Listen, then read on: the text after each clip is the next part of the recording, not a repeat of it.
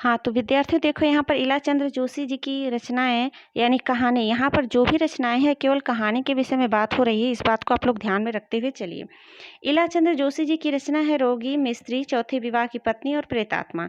अब इसको आप लोग ट्रिक के माध्यम से दिमाग में अपने इमेजिन करते हुए चलेंगे तो आप लोग देखेंगे कि इला चंद्र जोशी में आप लोग जोश शब्द को पकड़िए। एक व्यक्ति जोशीला होगा, नहीं, एक व्यक्ति जोशीला है और वह मिस्त्री है, वह रोगी भी है और उसके चौथे विवाह से एक पत्नी है।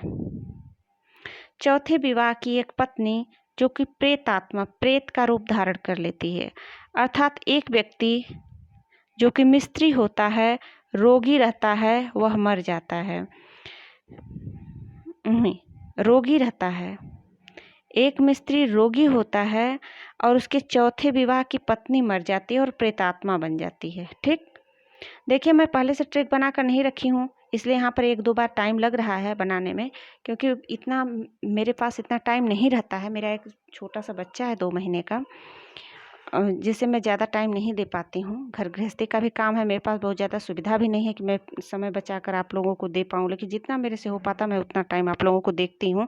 अतः मैं पहले से ट्रिक बनाकर नहीं रख पाती, मैं यहीं पर ट्रिक बनाती हूँ, यहीं पर बताती हूँ। देखिए यहाँ पर इलाचंद्र जोशी जी है जो हैं, इन्होंने जो रचनाएं रची उसमें क्या है, एक मिस्त्री होता है, उसकी चौथे विवाह की पत्नी रोगी रहती है और मरकर वह प्रेतात्मा बन जाती है। बस एक लाइन का ट्रिक आप लोग याद कर लीजिए कि एक मिस्त्री जो है बहुत ज़्यादा जोश में होता है, उसके चौथे विवाह की पत्नी रोगी रहती है और मरकर प्रेतात्मा बन जाती है। बस अब आगे देखिए जैनेंद्र जी की रचनाएं देखिए। देखिए इन लोगों की रचनाएं, इन लोगों की कहानियां बार बार पूछी जाती है। यहाँ पर मैं केवल कहानी के विषय में बात कर रही हूँ, बाकी आगे मैं वीडियो बनाऊंगी जिसमें उपन्यास, नाटक, आलोचना और गद्य की अन्य विधाओं के विषय में भी मैं आप लोगों को बताऊंगी। तो देखिए यहाँ पर जैनेंद्र जी की जो कहानी रचना है, इसमें जाह्नवी, पत्नी, मास्टर साहब, परख की एक रात, ध्रुव यात्रा, ग्रामोफोन का रिकॉर्ड, पान वाला, अपना पराया भाग्य, पाजेब, एक दिन, नीलाम, देश की राजकन्या, वातायन, ये जो है जैनेंद्र जी की रचना है। देखिए जैनेंद्र जी की कहानी रचना है, यह आप लोग याद करते हुए चलिए, क्योंकि कभी कभी ऐसा होता है कि रचनाएं तो हम सब लोग याद कर लेते हैं, लेकिन वो कहानी है कि नाटक है कि उपन्यास है नहीं पता होता है, तो ऐसे में आधे नंबर कटने के चांस होते हैं। जैसे आधे नंबर का मतलब, जैसे मान लीजिए 3 नंबर का रचनाओं से पूछ दिया तो उसमें से हो सकता है 1-2 गलत भी हो जाए, कि पूछ दे कि निम्न में से कौन उपन्यास है, कौन कहानी है, इस तरीके का भी क्वेश्चन भी आ सकता है। अतः आप लोग यहाँ पर देखिए, मास्टर साहब जी रहते हैं, उनकी पत्नी का नाम जाह्नवी होता है। ठीक, मास्टर साहब का नाम जैनेंद्र होता है। यहाँ पर केवल याद करने के लिए ट्रिक बताई जा रही है कि जैनेंद्र नाम के एक मास्टर साहब होते हैं, उनकी पत्नी का नाम जाह्नवी होता है और उन्होंने एक रात परखने के लिए ध्रुव की यात्रा की, जहाँ पर उन्होंने ग्रामोफोन रख दिया रिकॉर्ड करने के लिए, अपनी पत्नी के विषय में रिकॉर्ड करने के लिए कि घर में वो कार्य कैसे करती है, झगड़े करती है या अपने कार्य को, काम को अच्छे से कर पाती है कि नहीं कर पाती इत्यादि। ठीक, पान वाला एक होता है, वह अपना अपना भाग्य, और पाजेब, एक दिन, नीलम, देश की राजकन्या, वातायन। ठीक, तो ये तो इतना जैनेंद्र। देखिए मास्टर साहब का नाम जैनेंद्र होता है, उनकी पत्नी का नाम जाह्नवी होता है। उन्होंने एक रात अपनी पत्नी को परखने के लिए ध्रुव की यात्रा की और ग्रामोफोन रिकॉर्ड के लिए रखा, और वहाँ पास में एक पान वाला होता है, उसको देखकर सोचते हैं कि सबका अपना अपना भाग्य होता है। उनके एक दिन उनके मास्टर साहब यानी जो जैनेंद्र जी थे, उनके मास्टर साहब थे ना, उनकी पाजेब अर्थात पैजनी जो पैर में पहनी जाती है, वो नीलम की बनी होती है, यानी उसमें नीलम के नग लगे होते हैं। ऐसा पाजाब जो है उनका जो है कहीं पर यात्रा करते समय वातायन, वात मतलब हवा, हवा में कहीं पर गिर जाता है। देश की राजकन्या, और उनकी जो पत्नी होती है जाह्नवी, वह देश की राजकन्या होती है। ठीक, तो इस प्रकार आप लोग देखिए कि मास्टर साहब जिनका नाम जैनेंद्र होता है, उनकी पत्नी का नाम जाह्नवी रहता है, और उसको परखने के लिए उसकी पाजेब जो है नीलम की होती है, वह हवा में खो जाती है, और उसको परखने के लिए कि हवा में कैसे खोई, जो है ये मास्टर साहब जी एक रात ध्रुव की यात्रा करते हैं और ग्रामोफोन रिकॉर्ड के लिए रखते हैं। और एक पान वाले को देखते हैं तो सोचते हैं सबका अपना अपना भाग्य होता है, जबकि इनकी पत्नी जाह्नवी जो होती है ये देश की राजकन्या होती है। ठीक है, तो देश की जो राजकन्या है उसके पाजेब कैसे खोया और वह घर में कैसे कार्य करती, इस बात को परखने के लिए, कैसे कार्य करती है कि उसके पाजेब खो गए, कैसे ध्यान नहीं देती है, इत्यादि बातें। तो ये जो हैं जैनेंद्र जी उसको परखने के लिए ध्रुव की यात्रा करते हैं और ग्रामोफोन रिकॉर्ड के लिए रखते हैं। इस प्रकार आप लोग याद कर लीजिए। इस कहानी को आप ये लोग इमेजिन करने के लिए 1 से 2 बार पढ़िए, वीडियो पूरी लास्ट तक देखिए। आप लोग वीडियो को ध्यान से नहीं देखते हो, इसलिए मैं बड़ी वीडियो नहीं बना रही हूँ कि जब छोटी वीडियो आप लोग ध्यान से नहीं देखते तो मैं बड़ी वीडियो कैसे बनाऊँ, बड़ी वीडियो को आप लोग कैसे देखोगे। और हमारे इतने सब्सक्राइबर हैं, लेकिन मैं कोई भी वीडियो बनाती हूँ तो मैं देखती हूँ केवल 4, 6, 10 व्यूज ही उस पर आते हैं। मतलब सब लोग तुरंत के तुरंत सबके फ़ोन पर नोटिफिकेशन जाता है तो सब लोग देखते नहीं हो, केवल आप लोग सब्सक्राइब करके रख लेते हो, लेकिन उतने व्यूज नहीं आते हैं। आगे देखिए। मोहन राकेश की रचनाओं से बार बार क्वेश्चन पूछा जाता है। कहानियों के विषय में तो और भी पूछा जाता है। देखिए इनकी कहानी मलबे का आदमी, ये सब इम्पॉर्टेंट नाम है, इनको आप लोग याद करके ही रखिए। देखिए मैंने अपने चैनल पर छोटी छोटी वीडियो लेकिन काफ़ी इम्पॉर्टेंट महत्वपूर्ण वीडियो बना रखी है और बहुत सारा ट्रिक भी बताया है। अतः आप लोग हमारे चैनल को सब्सक्राइब कर लीजिए और वीडियो को पूरा लास्ट तक देखा करिए, ताकि हमें भी प्रेरणा मिले कि हमें और वीडियो बनाने चाहिए। जब आप लोग थोड़ा सा देख कर छोड़ देते हो तो फिर हमें भी जो है वो निराशा होती है कि लो इतने दिन से मेहनत कर रहे हैं, कुछ अच्छा रिजल्ट ही नहीं मिल रहा है। देखिए मोहन राकेश की रचना मलबे का आदमी, एक और जिंदगी, आर्द्रा नक्षत्र होता है, एक फौलाद का आकाश, जानवर और जानवर और मिसपाल। देखिए मोहन राकेश जी जो होते हैं, मोहन राकेश जी जो होते हैं मलबे की एक आदमी, इस कहानी का रचना की, एक और जिंदगी की रचना की, आर्द्रा की रचना की, फौलाद का आकाश की रचना की, जानवर और जानवर की रचना की और मिसपाल की रचना की। देखिए मोहन राकेश तो लेखक है, इनका नाम आप लोग जान गए। इसमें कोई कुछ खास ट्रिक नहीं बन पा रहा है, तो इसको मैं ट्रिक से नहीं बता रही हूँ, आगे आप लोग देखिए।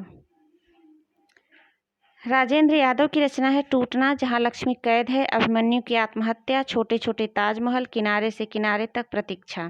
ठीक, टूटना, जहाँ लक्ष्मी कैद है, अभिमन्यु की आत्महत्या, छोटे छोटे ताजमहल, किनारे से किनारे तक प्रतीक्षा।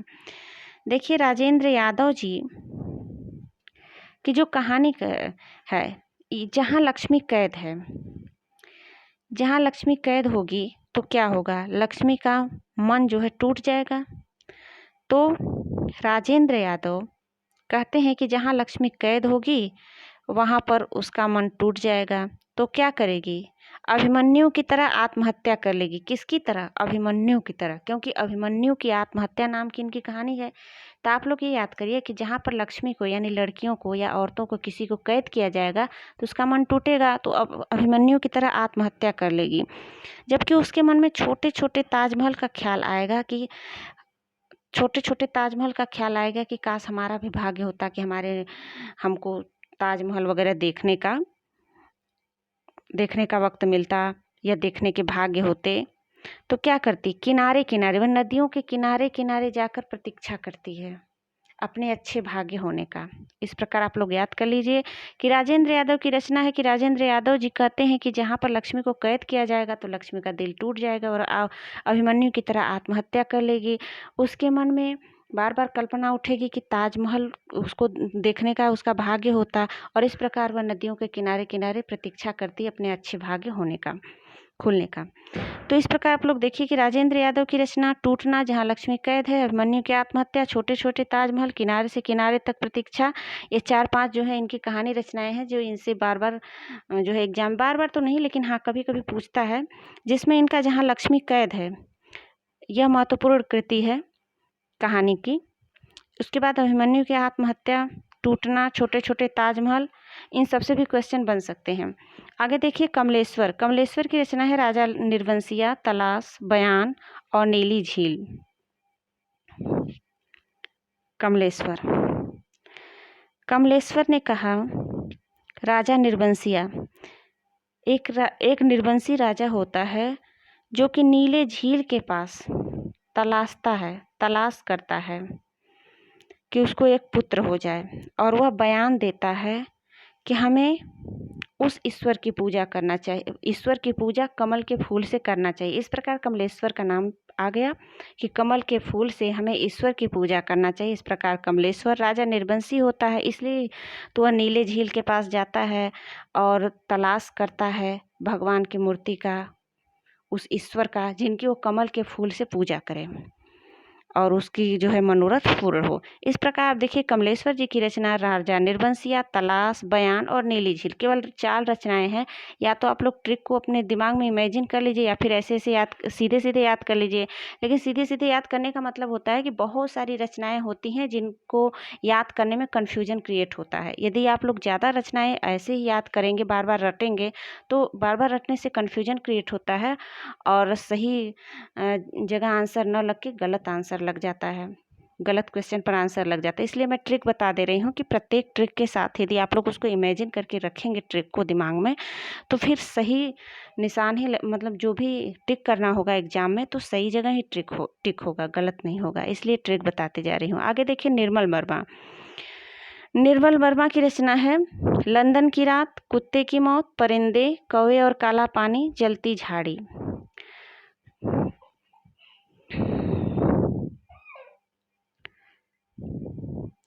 देखिए निर्मल वर्मा जी की जो भी रचना का नाम हमने बताया, निर्मल वर्मा, कुत्ते की मौत, परिंदे, कौवे और काला पानी, जलती झाड़ी। देखिए निर्मल जी कहते हैं कि एक झाड़ी है जो जल रही होती है, वहाँ पर व्यक्ति सो रहे होते हैं, रात में गरीब व्यक्ति होते हैं, वे झाड़ी में सो रहे होते हैं और जब रात में झाड़ी जलती है तो उनकी मौत कुत्ते की भांति होती है। यानी वो चिल्ला रहे होते हैं, कोई सुनने वाला नहीं होता है क्योंकि उनकी झाड़ी में रात में आग लग जाती है। तो जलती झाड़ी, कुत्ते की मौत। और लंदन की रात, यानी लंदन में वो एक बार सैर करने जाते हैं तो वहाँ देखते हैं कि गरीबों की ज़िंदगी ऐसी होती है कि वो कुत्ते की मौत मरते हैं। कौवे और काला पानी। देखिए कौवे और काला पानी रचना से बार बार एग्जाम में क्वेश्चन पूछता है। जो भी टीजीटी पीजीटी लेवल का जो भी होता है, टेट हो गया, टेट सुपर टेट हो गया और ये जेआरएफ नेट वगैरह का जो एग्ज़ाम होता है जिसमें थोड़ा सा भी डीप में यदि हिंदी साहित्य से क्वेश्चन आता है तो कुत्ते और कौवा और ये परिंदे और काला पानी नाम की रचना इनकी पूछी जाती है। तो निर्मल जी जाते हैं लंदन में जाते हैं घूमने के लिए। वहाँ एक रात देखते हैं कि गरीबों की ज़िंदगी ऐसी होती है कि वो कुत्ते की मौत मरते हैं और वहाँ पे वे कहते हैं कि मुझे काला पानी नहीं पीना है, मुझे निर्मल पानी पीना है। तो निर्मल पानी खोजने के चक्कर में वे इधर उधर घूमते हैं तो वहाँ पर बहुत सारी परिंदे अर्थात पक्षियों को उड़ते हुए देखते हैं और फिर सोचते हैं कि ऐसे कुत्ते की मौत मरने से तो अच्छा है, जो गरीब व्यक्ति कुत्ते की मौत मरता है उससे अच्छा तो उन परिंदों की ज़िंदगी होती है जो कि खुले आसमान में स्वतंत्र रूप से उड़ते हैं। तो इस प्रकार से निर्मल वर्मा जी की रचना आप लोग याद कर लीजिए। इनका कौवे और काला पानी नाम की रचना बार बार पूछी जाती है एग्जाम में। इसके बाद अमरकांत जी हैं। अमरकांत जी का जिंदगी और जोंक, बहादुर, एक धनी व्यक्ति का बयान, ये इनकी रचना है अमरकांत जी की। एक धनी व्यक्ति ही बहादुर होगा और उसकी ज़िंदगी ऐसी होगी जो कि जिस प्रकार जोंक ब्लड को बार बार चूसता रहता है, उसी प्रकार एक धनी व्यक्ति धनी तब बनता है जब वह गरीबों के खून को चूसता है, अर्थात बहुत सारे गरीबों को अपने यहाँ काम पर लगाता है और उनसे काम ज़्यादा लेता है, पैसे उनको कम देता है। इस प्रकार से आप लोग इमेजिन करके अमरकांत जी की कहानी रचनाओं को याद कर लीजिए।